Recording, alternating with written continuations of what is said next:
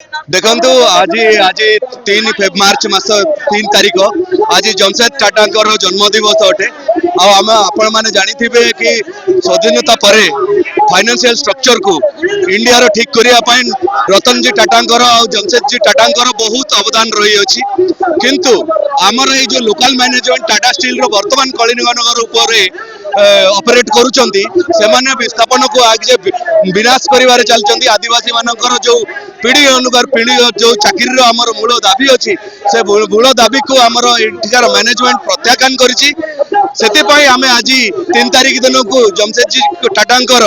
जन्म दिवस को आज ब्लैक डे बोली मानी कलिंगनगर समस्त आदिवासी आज एकत्रित होइछु भुवनेश्वर ठारे विक्षोभ प्रदर्शन करने दाबी आमर एपरिक आम विगत सरकार को 36 दफा दाबी दे आसलु एवं ए सरकार को भी आम ऑलमोस्ट एठिकार एडीएम कलिंगनगर एडीएम एवं जिला प्रशासन को भेटिला परे से आमर जो निरीह आदिवासी माने गेट पाखे भिक्षा मागुले न्याय्य दाबी पाई तांको निर्मम भाव पुलिस मान द्वारा पिटा कर पोषा गुंडा द्वारा पिटा कर आमे आज आमर 36 दफा दाबी को पुणी थे ये सब्यस्त करने लोअर पीएमजी छकरे कलिंगनगर विस्थापित परिवार एकाठी मुख्य दाबी आमर जेपरी टाटा स्टील से जगह उपर जो पर्यंत प्रोडक्शन करिवो से पर्यंत विस्थापित लोक माननकु स्थायी नियुक्ति होउची आमर मुख्य दाबी आमर कलिंगनगर हमको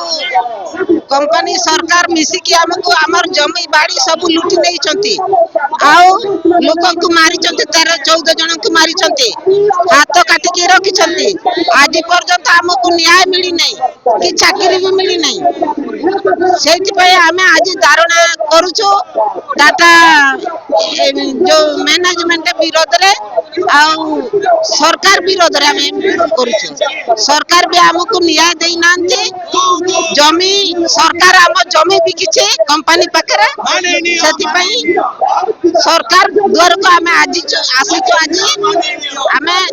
दृढ़ हमें एटा विरोध करिवो एटा हमें धारणा रे बसुछु अनिर्दिष्ट काले बसिबो।